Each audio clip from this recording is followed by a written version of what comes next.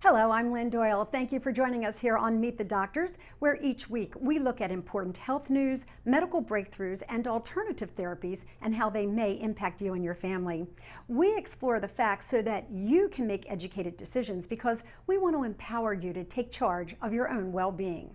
Coming up today, we hear a lot about the ozone layer and ozone pollution, but what about ozone therapy? Well, today we're going to clear the air on how this alternative therapy may be an effective way to rid the body of toxins. Then TV's Suzanne Summers of Three's Company, who is also a longtime wellness expert and author, will tell us about a new device that she says reduces dangerous cell phone radiation. And then, of course, we'll have our own panel of Newsmax doctors to answer your email questions. But first, this week's health news. Attention all you couch potatoes, you need to take a stand. I mean, you need to get up and move around. Or not only do you run the risk of developing diabetes and heart disease, but the longer you sit there, the faster you age. Scientists in Sweden found that sitting for long periods of time frays the tiny caps on the ends of DNA strands. They're called telomeres, and that's not good for our longevity. Even if you do exercise regularly, you're still prone to decreased longevity according to two different studies. So the more you stand up, the better your odds of living longer. Now, Elvis Presley once sang about it, dying of a broken heart. Let us take a walk down the street to Hardware Motel where you will be so lonely, baby. You'll be so lonely. You'll be so lonely you could die. How great was he? But dying of a broken heart is not just a catchphrase to explain away grief and longing for a loved one. There's actually a biological explanation for it, and yes, it's called the broken heart syndrome. You see, grieving causes stress hormones to become unbalanced, and this can weaken the immune systems, making people more vulnerable to death. Researchers at the University of Birmingham in the UK studied 100 patients, half of whom were over 65 years old, while the other was aged between 18 and 45. Now, the younger patients were found to have a more robust immune response to heartbreak. Broken heart syndrome usually strikes older people who are more fragile right after they've lost a longtime companion. Just a single dose of a common antidepressant can quickly alter the way brain cells communicate with one another. In a small study of healthy volunteers, researchers found that a single dose of the antidepressant Lexapro seemed to temporarily reduce connectivity among clusters of brain cells in most regions of the brain. Now, this is significant because it's a step closer toward understanding the brain's response to widely prescribed antidepressants, which could help predict which depression patients are more likely to benefit from a drug therapy and which would be better off with a different option.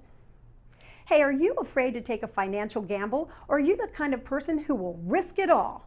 Well, your brain structure could help predict whether or not you hedge your bets when it comes to money. Researchers at Yale University wanted to determine how brain structure influences risk-taking. The study actually used 28 men and women who made decisions about lotteries and then underwent an MRI to analyze their brain function. Researchers found that those with a greater volume in a part of the brain known as the parietal cortex are more likely to take those greater risks. New Jersey Governor Chris Christie looks absolutely svelte these days. That's because he's dropped a whopping 85 pounds since his bariatric surgery last year. Now, there's no word on whether or not his weight loss regimen includes a rigorous workout, but shedding the pounds seems to come at a good time for the governor since he might be running for president in 2016. There is a new erectile dysfunction drug that can reduce the time men take an enhancement pill before sexual activity by half. The recently approved drug, known as Stendra, beats the blockbuster drug Viagra, which must be taken an hour before sex. This new drug supposedly works in just 30 minutes. Now, you may have heard about the benefits of dark chocolate, but did you know it may also be good for your heart?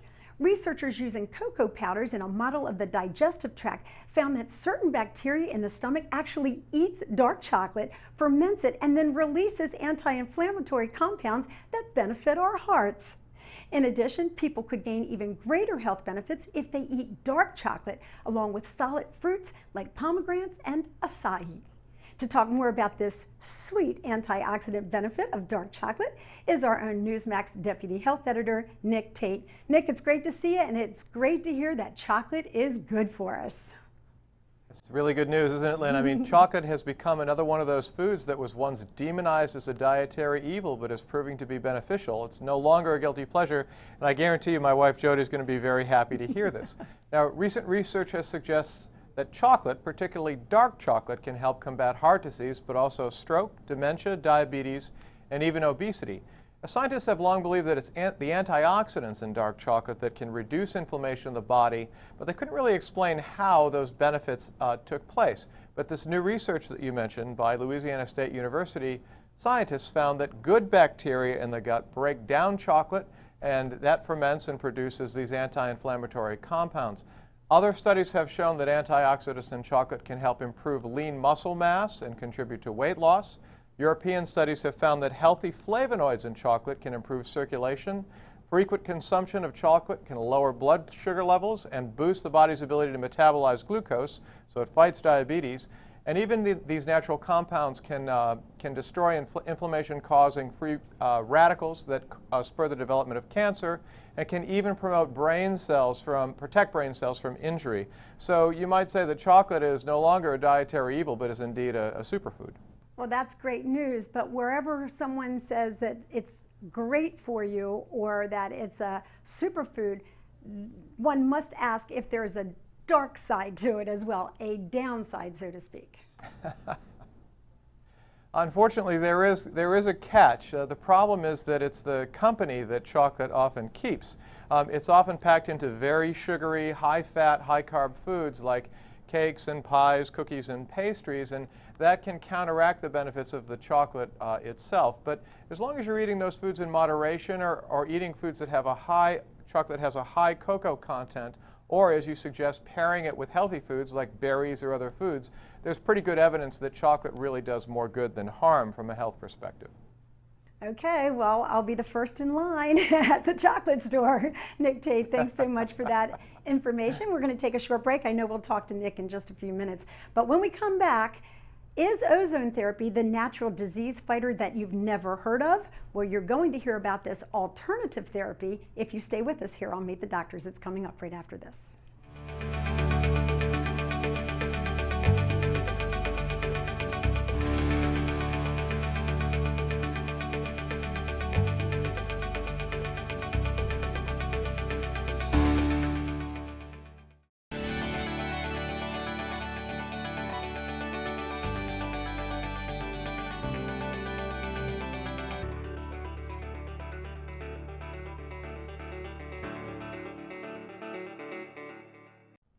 Welcome back to Meet the Doctors. I'm Lynn Doyle. You know, we hear a lot about the ozone layer and how it protects us from harmful UV rays. But now we're wondering if ozone could actually help rid our bodies of toxins. Dr. Howard Robbins is a podiatrist and a longtime advocate of ozone therapy, and he says absolutely it can. He's going to be joining us here in our New York studio in just a minute. But first, we do want to remind our viewers that this is an alternative treatment, one that perhaps is not always prescribed by doctors. But here on Meet the Doctors, we look at all the pros and cons of all these kinds of treatments so that you can make an educated decision. Having said that, now let's welcome Dr. Robbins to our studio. Nice to see you. Oh, thank you for having me. It's a pleasure. Can you briefly describe what ozone is? Ozone is a gas, not a liquid. And when we inject medical grade oxygen and ozone gas, O3, made from the O2, directly into your veins, it destroys every virus, fungus, yeast, mold, bacteria, toxin, harmful free radical, and toxic metal that's in your body. How does that work? How can you put in, through an IV, a gas that we know to be separating us from the sun? Okay. Well, first of all, there's a big difference between the ozone layer, which keeps harmful UV rays from coming in, and medical grade ozone and oxygen that we use as a medicine, actually. It's very simply, it's just a medicine. Most people are concerned about emboli causing from air getting into their veins. Well, there is no air going into your veins. It's just oxygen and ozone gas, medical oxygen and ozone gas. Air is mostly nitrogen, about 79% nitrogen, and because of that, nitrogen actually embolizes. I scuba dive, and anybody who scuba dives knows that Right. nitrogen is the problem. Oxygen and ozone can't embolize. So when it's done correctly, using very, very small needles, actually baby scalp vein sets, when newborn or premature babies need an intravenous therapy, they use these teeny little needles in a vein in their scalp.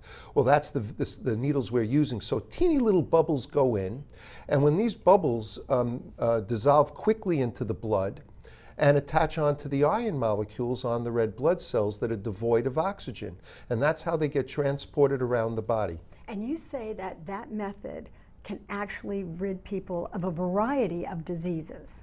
Well, the answer is all infectious diseases basically are made up of viruses, bacteria, fungus, yeasts, and molds, and parasites. Ozone steals an electron, if you really want to get scientific and technical. And by stealing an electron, it destroys the cell.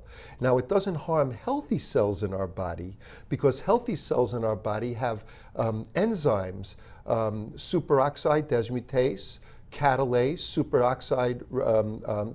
glutathione reductase, and glutathione peroxidase. And these enzymes our body makes naturally protect healthy cells from damage, and that's why we don't harm anybody with the therapy.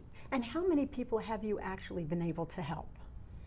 Well, this is my 24th year doing this. We've done over 200,000 treatments. We do about 10,000 therapies per year. And I would say several thousand. Why then is it considered controversial or alternative among traditional practitioners of medicine? Okay, the problem is it's not standard of care. In this country, standard of care is everything.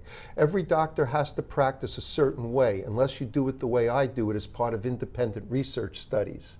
And when you sign into my independent research study for your particular, we qualify you for a particular problem, then I'm protected by law and I'm allowed to do it. Ozone is not a patentable substance. Because it's not patentable, the pharmaceutical companies can't make any money from it. And therefore, the FDA and the pharmaceutical companies have blocked its use. Now, you've said that you can help people with rheumatoid arthritis, hepatitis B and C, diabetes, infectious diseases, but now you actually want to take it one step further and see if you can help with the growing crisis in West Africa and actually help treat Ebola. Well, I spoke with Dr. Koju Karu from Sierra Leone today, and we're planning on a humanitarian medical mission through Rotary International, which I'm a Rotarian. A friend of mine, Dr. Robert Rowan, an MD from San Francisco area, and I, along with Dr. Bill Dome, who'll be our documentarian, are going to be flying out to Sierra Leone to train the doctors in how to do this. We've gotten ozone machines donated, because you can't store it, you have to make it. We're also going to be going to Nigeria and training their doctors there. So between this, and not just the treatment of Ebola, but we want them to treat malaria as well, which takes tens of thousands of lives every year in Africa, in West Africa. And if it proves to be as effective as we expect, this is going to make international news. It certainly is. What kind of impact could it have if it does come up with a cure, essentially, for Ebola and malaria? Well, that's a very powerful question. It goes like this. If you asked me 6 months ago, would ozone therapy ever become standard of care in this country, I would have fallen on the floor laughing and possibly passed out from the laughter. Fact of the matter is, once they see that it can fix those illnesses, now they'll start using it for other viruses as well. Doctors will start doing research here. And ultimately, it could become a standard of care in the United States. So instead of this being the alternative medicine, you think that one day in the near future, it could actually become something that would be available to everyday people? Well, absolutely. It's being used now currently in over 50 countries by over 45,000 physicians daily for over 70 years in what I call the modern ozone era. Mandated by law in Germany in hospitals pre and post-op to prevent infection. They do millions of therapies every year in Germany, for example. It's just one of the countries. It's for the world, not for us. You know, we hope we have the success we need for them. We do as well. We thank you for being here. We'll take a short break, and when we come back, we'll have more on Meet the Doctors.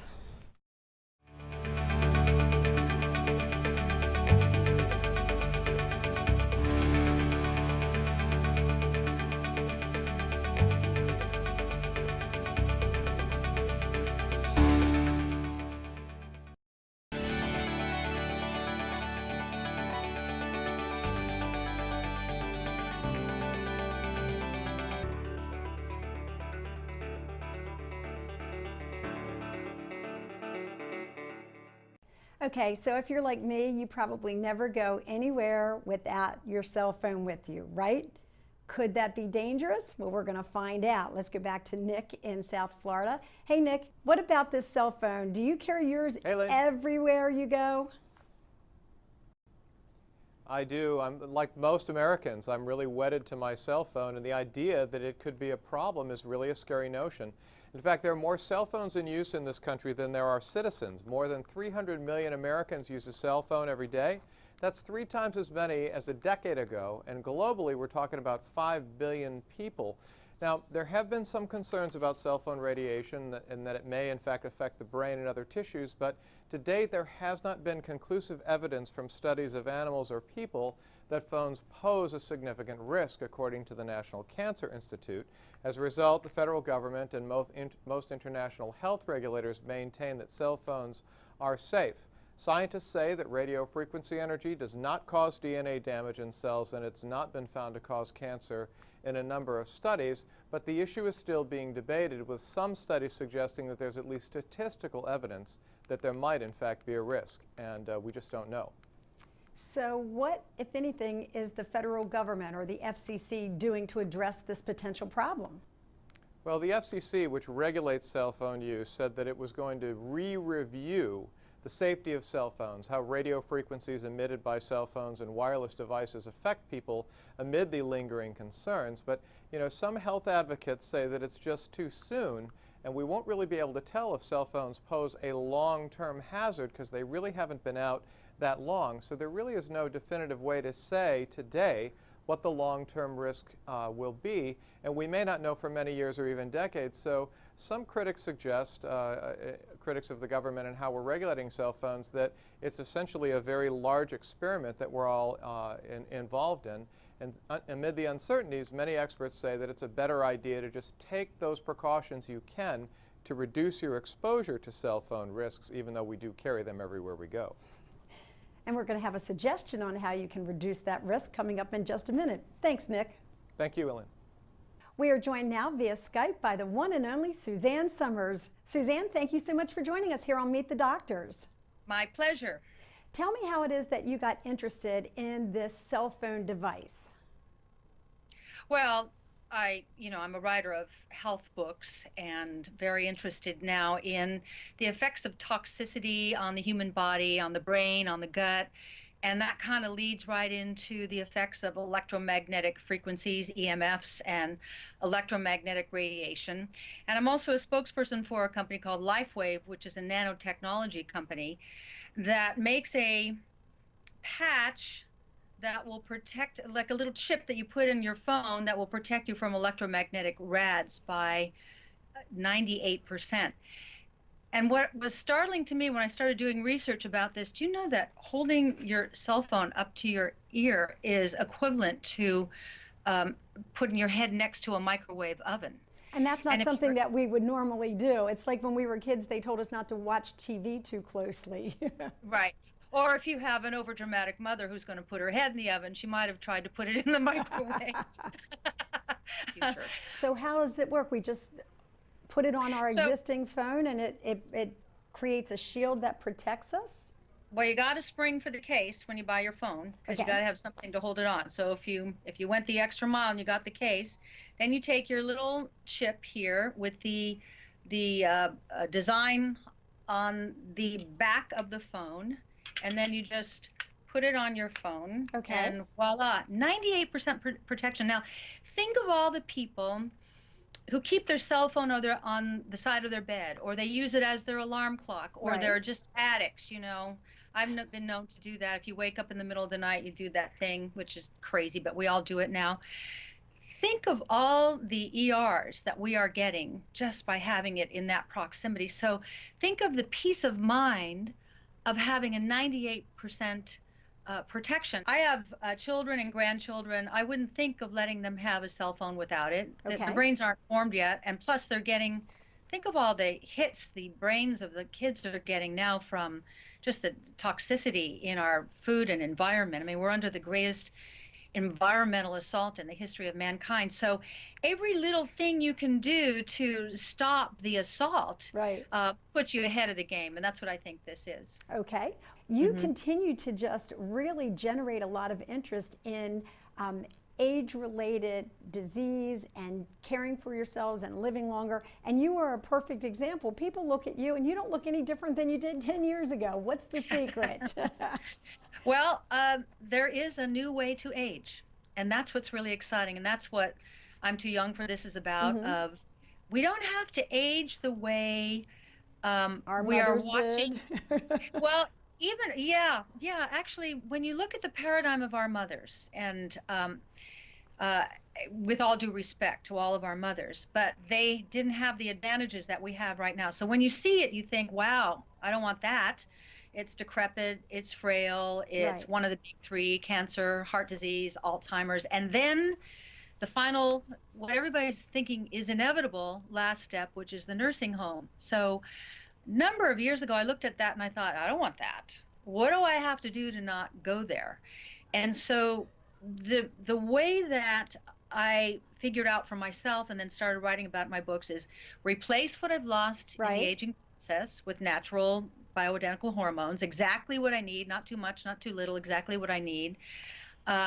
Eat as though my life depends upon it. So I really, because I have had cancer, I take Yes. the food that I eat seriously. I eat like an athlete, but I eat great, and you'd be surprised what I eat. I eat. And we'll have to read the book to find out. But Suzanne, thank you so much I for like sharing. butter.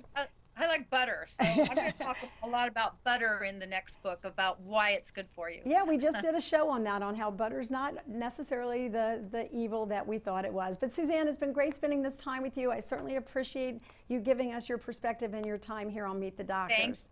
And by the way, when I talk, people always want to know, well, where do I find one of these doctors? It's a free service. Go to foreverhealth.com and they'll route you to a doctor nearest you who understands this kind of new medicine, the new way to age. Okay, Suzanne Summers, great to have you Great with talking us. to you.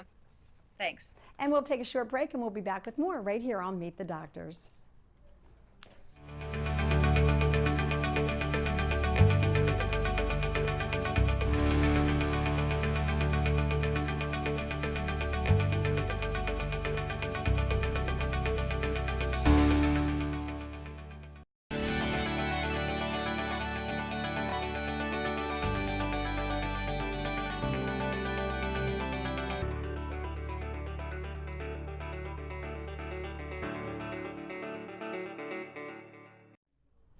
Welcome back to Meet the Doctors, and this is the portion of our program where you do actually get to meet the doctors up close and personal. You send us questions of concern to you, and we put together a very diverse panel of experts who try to give you some answers. And of course, we always want to remind you that you should take your own doctor's medical advice, but this is to give you a little bit of guidance in the meantime.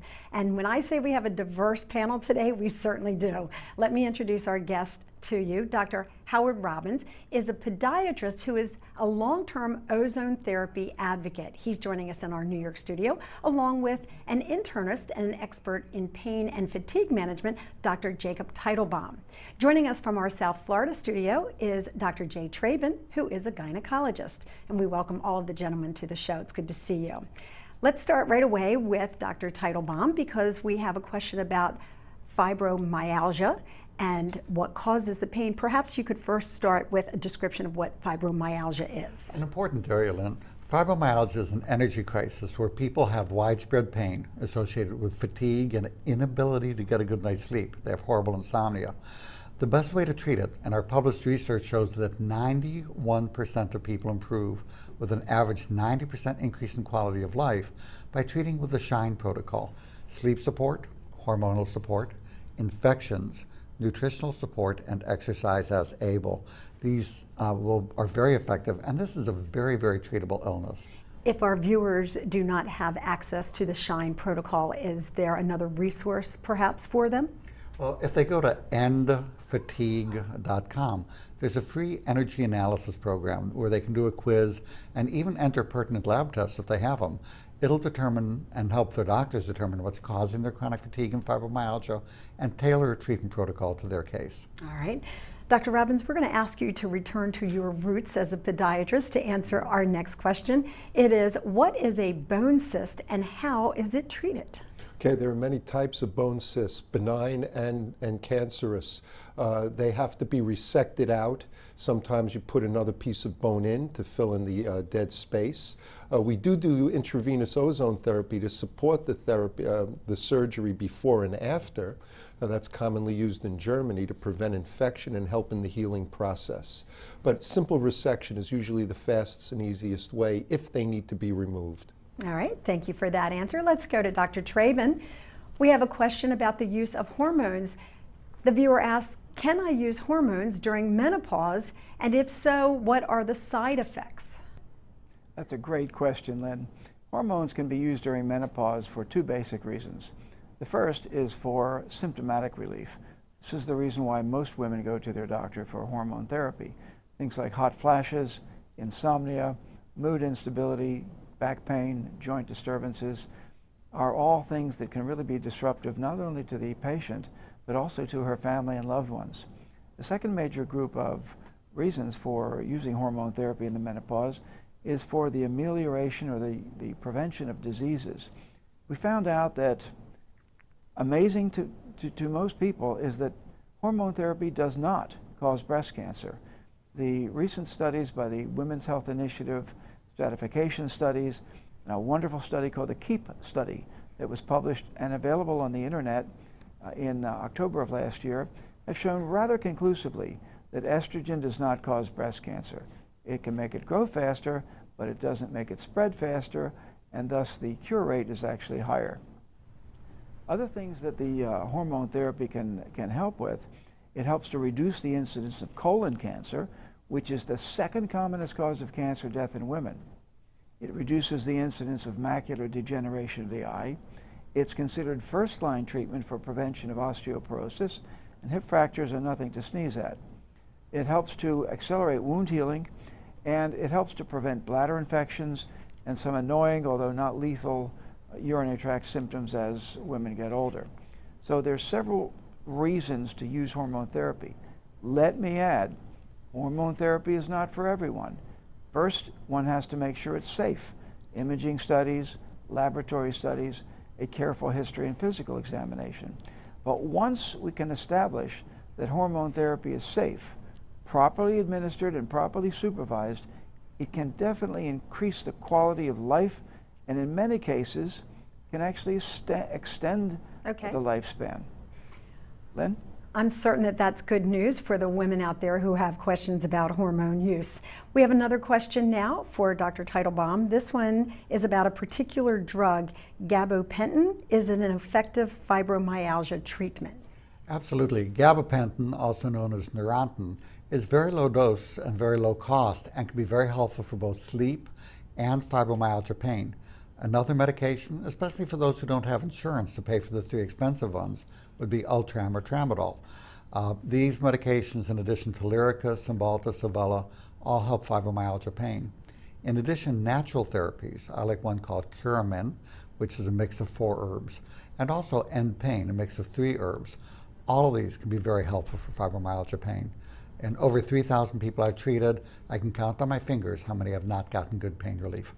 That's good to know as well. Earlier in the show, we were talking about ozone therapy. Is ozone therapy a possibility for someone who suffers from chronic fatigue syndrome or the fibromyalgia? Well, frankly speaking, yes. However, I would use Dr. Teitelbaum's therapies first because they're simpler and easier to use, whereas this could support it. The 9% that don't get benefited by the protocols that he offers, those are the patients that I see, the recalcitrant patients, and we get rid of fibromyalgia consistently in them. In fact, you don't want to make promises and guarantees to results, but we haven't failed yet. Okay, that's a pretty good record. Now here's a question, again, going back to your traditional physician roots. This one asks, can you tell me about a test called EMG? I'm not even sure what that acronym stands for, and you're not alone. It's basically a muscle test that looks for muscle diseases. It's commonly done with a nerve conduction study. So in people who have neuropathic problems and neuromuscular problems, it's one of the many tests that can be done to assess them.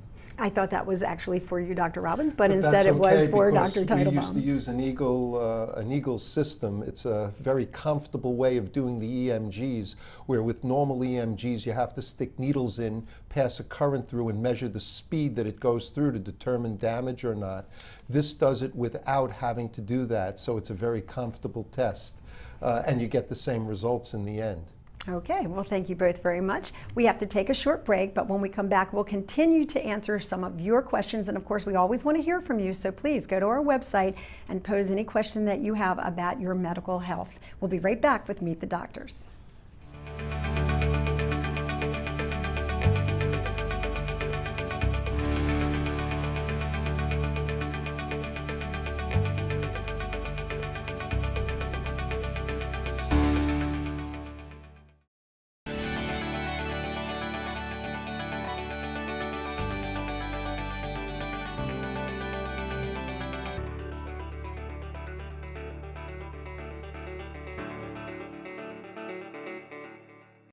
Let's continue to answer some of our viewer questions here on Meet the Doctor. For Dr. Teitelbaum, here's a question. What is the difference between chronic fatigue syndrome and fibromyalgia? Well, actually, then, most people who have one have the other. And I tease that if you go to the rheumatologist's office, you'll get a diagnosis of fibromyalgia.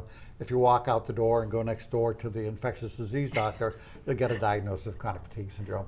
But basically, if you have exhaustion and can't sleep, along with brain fog, you probably have the chronic fatigue syndrome. If you also have widespread pain, you've got its painful cousin, fibromyalgia. And as we talked about earlier in the first block with the doctors, it can be treated effectively with the so-called SHINE procedure. 91% of people improve with an average 90% increase in quality of life in our published double-blind studies. Okay, now I have one. I'm going to throw this out to anyone who wants to answer it. Are laser treatments safe for removing scars? Dr. Robbins? Back in my surgical days, we didn't have lasers, but I have used them in the, in the 1990s when I still did, surgery. And yes, they are safe to remove. And there's many different methods of removing scar formation. You have to be concerned about keloids, which happen in dark-skinned people, and any kind of procedure can cause trouble, but laser seems to be a very effective way of treating even keloid formation safely. Dr. Traven, can you explain for us what bioidentical hormones are? That's the next viewer question. Lynn, that's a really great question. Bioidentical hormones essentially applies to a hormone therapy that is biologically identical, atom for atom, of to the hormones that are produced by the human body.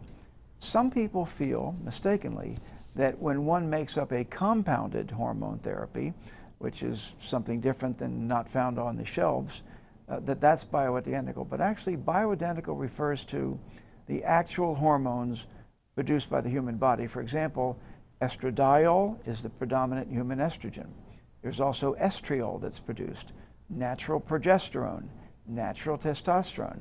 And I should add that those are the only hormones that I prescribe for lots of reasons. First of all, they can be measured. And second of all, the only hormone to date that has been loosely linked with breast cancer has been a synthetic progestin. None of the actual natural hormones have really been linked to breast cancer. So I think that's important.